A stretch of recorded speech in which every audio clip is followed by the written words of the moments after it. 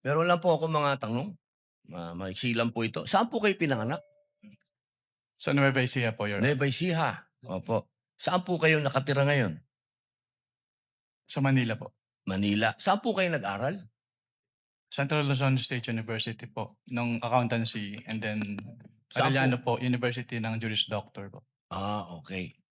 Saan po kayo nakaikot na sa bansa natin? Nakaikot na po ba kayo ng Mindanao, sa Bicol? Um, Marami na po akong naikutan, hindi ko na po maalala lahat, Your Honor. Opo. Kayo po ba ay nakarating na sa BARM? Yes po, Your Honor. Opo. Saan po sa BARM? Sa Sulu, sa Um, Basilan, Maguindanao? Hindi niyo po matandaan? Hindi ko Mauubos po po yung oras ko. matandaan, Your Honor, kung Opo, saan. Bicol po, nakaikot na po kayo sa Bicol? Yes po, Your Honor. Saan po sa Bicol? Sa Camarines Norte, Sa Camarines Sur po. Sur. Sa Norte, hindi pa po. Hindi ko po maalala kung nakapunta Nakaikot na po kayo sa mga bundok. Saan po, Your Honor? Mga bundok. Yes po, Your Honor. Nakita niyo na po ba ang pangangailangan ng mga tao sa malayong lugar? Katulad ng gamot, katulad po ng pagkain. Wala naman po akong na-observe, Your Honor. Ayun, wala. Hindi po kayo exposed. Exposed po ba kayo sa threat ng terrorism sa bansa natin? Nabalitaan niyo po ba ang ISIS, ang NPA, ang Abu Sayyaf? Exposed po ba kayo doon sa mga balita? Sa news po, may Sa mga news, nabalitaan po ako, Your Honor. Opo. Alam niyo po ba na kung gaano nakagrabe ang terrorism?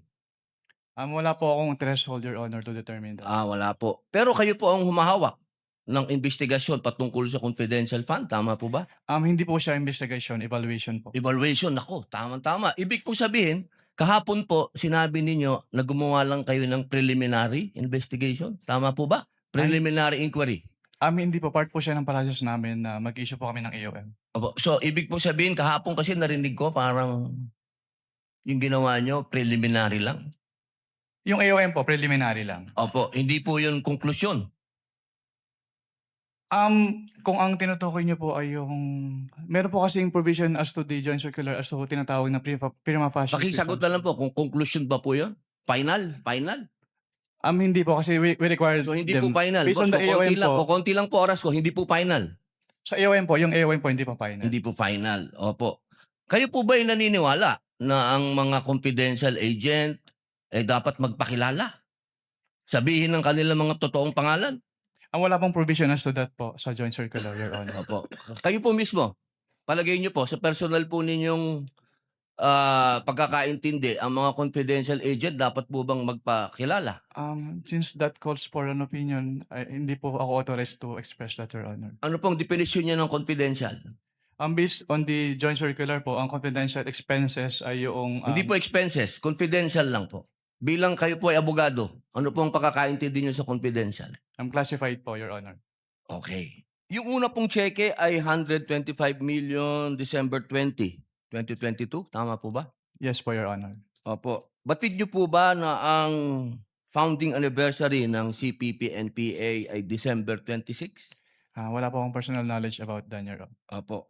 Dahil wala po kayong katulad ng sinabi ni Senator Lacson, wala po kayong clearance, ano? Pangalawa, second check po, 125 million, January 31, 2023, tama po? Yes po, Your Honor. Opo. Ang NPA founding anniversary po ay March 29. Batid niyo po ba yun? Wala po akong personal knowledge about that, Okay. Your Honor. Third check, 125 million, April 18, 2023. Tama po ba? Hindi ko po matandaan yung date po nung check eh. May I refer po to the check? Stopwatch, please.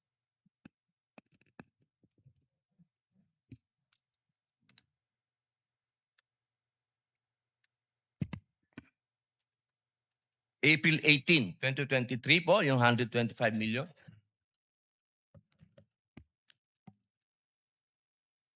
Yes po, Your Honor. Opo. Ang 50th po, golden anniversary ng NDF, National Democratic Front, ay April 24. Kaya ko po nabanggit lahat to. Ito pong mga dates na to, nung December 26, March 29, April 24, Lahat po ito, walang nangyaring attack. Lahat po foiled. Wala po, for the first time, wala pong nangyaring attack. Kasi tuwing founding anniversary, may attack. Ang tanong ko po, Ginoong Kabayan, naniniwala po ba kayo na malaki ang papel ng confidential fund at confidential agent? Depende po 'yan sa kung ano po talaga yung mandate ng agency po, Your Honor.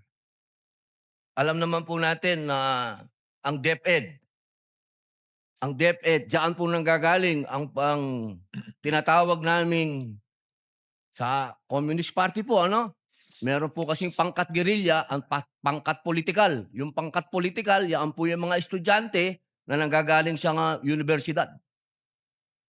Sang-ayon po ba kayo dun? I cannot answer that po, Your Honor. Okay, dahil wala nga po pala kayong clearance. Salamat po.